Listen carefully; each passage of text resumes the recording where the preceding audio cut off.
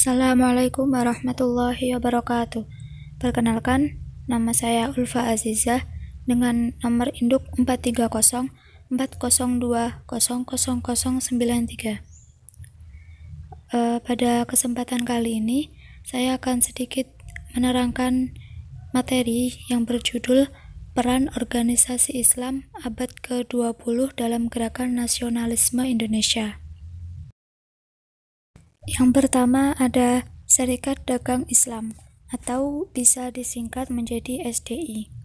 SDI merupakan organisasi ekonomi yang berdasarkan pada agama Islam dan juga perekonomian rakyat sebagai dasar pergerakannya. Di bawah pimpinan Haji Samanhudi, perkumpulan ini berkembang pesat hingga menjadi perkumpulan yang berpengaruh. R.M.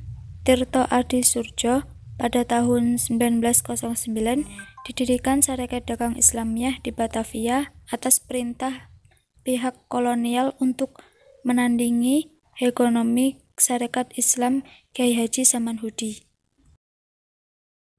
Berdirinya Sarekat Islam dilatar belakangi oleh beberapa hal, yaitu sebagai berikut. Yang pertama, perlawanan terhadap para pedagang perantara atau penyalur oleh orang Cina. Kemudian yang kedua, isyarat pada umat Islam bahwa telah tiba waktunya untuk menunjukkan kekuatannya. Kemudian yang ketiga, membuat front melawan semua penghinaan terhadap rakyat Bumi Putra. Pada tahun 1912, Sarekat Dagang Islam berganti nama menjadi Sarekat Islam oleh Hos Cokro Aminoto. Pergantian nama ini didasarkan agar Sarekat Islam ini tidak hanya bergerak dalam bidang agama dan ekonomi saja, melainkan juga dapat bergerak dalam politik pula, sehingga membuat ruang gerak Sarekat Islam pun bertambah luas. Setelah menjadi SI, sifat gerakan menjadi lebih luas karena tidak dibatasi keanggotaannya pada kaum pedagang saja. Dalam Sarekat Islam pun terdapat beberapa program kerja, yaitu mengenai politik Sarekat Islam menuntut didirikannya dewan-dewan daerah, perluasan hak-hak Volksraad dengan tujuan untuk mentransformasikan menjadi suatu lembaga perwakilan yang sesungguhnya itu untuk legislatif. Sarekat Islam juga menuntut penghapusan kerja paksa dan juga sistem izin untuk bepergian. Dalam bidang pendidikan, Sarekat Islam menuntut penghapusan peraturan diskriminatif dalam penerimaan murid di sekolah-sekolah. Dalam bidang agama, Sarekat Islam pun menuntut dihapuskannya segala peraturan dan undang-undang yang menghambat tersiarnya agama Islam. Sarekat Islam juga menuntut pemisahan lembaga kekuasaan yudikatif dan juga eksekutif, dan juga menganggap perlu dibangun suatu hukum yang sama bagi menegakkan hak-hak yang sama di antara penduduk negeri. Kemudian yang kedua, ada Persis atau Persatuan Islam. Persatuan Islam berdiri pada tanggal 12 September 1923 di Bandung. Idenya bermula dari seorang alumnus Dar al-Ulum Mekah bernama Haji Zamzam yang sejak tahun 1910 hingga 1912 menjadi guru agama di sekolah Dar al-Muta'alim bersama teman dekatnya. Teman dekatnya yaitu bernama Haji Muhammad Yunus, seorang pedagang sukses yang juga sama-sama kelahiran Palembang, Sumatera Selatan. Pada mulanya, Persatuan Islam terbentuk ketika pada masa penjajahan Belanda itu tidaklah didasarkan atas suatu kepentingan para pendirinya atau kebutuhan masyarakat pada masa itu, melainkan mereka mendirikan karena merasa terpanggil oleh kewajiban dan juga tugas risalah dari Allah Subhanahu wa Ta'ala. Dalam usaha pembaharuannya, Ahmad Hasan memiliki etos juang dan cara pendekatan yang simpel. Hasan pun memiliki sifat kepribadian yang simpatik, sabar, dan supel. Pendekatan yang digunakan dalam menyampaikan pikiran dan cita-citanya dengan cara debat yang cenderung menantang konflik hingga banyak mengundang respon dan gejolak yang cukup hangat. Kemudian yang ketiga adalah Al-Irsyad. Organisasi Al-Irsyad ini didirikan pada 6 September tahun 1914 atau tepatnya 15 Syawal tahun 1332 Hijriah. Tanggal tersebut merujuk pada pendirian sekolah Al-Irsyad pertama di Batavia. Organisasi ini memiliki pengakuan hukumnya sendiri dari pemerintah kolonial Belanda pada tahun 11 Agustus 1915.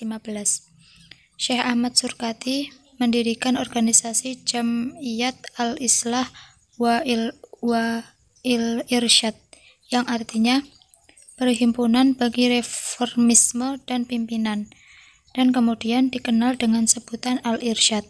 Al-Irsyad merupakan organisasi yang memfokuskan perhatiannya pada bidang pendidikan. Pada tahun 1942, sistem pendidikan Al-Irsyad mengalami perubahan semenjak penjajahan Jepang.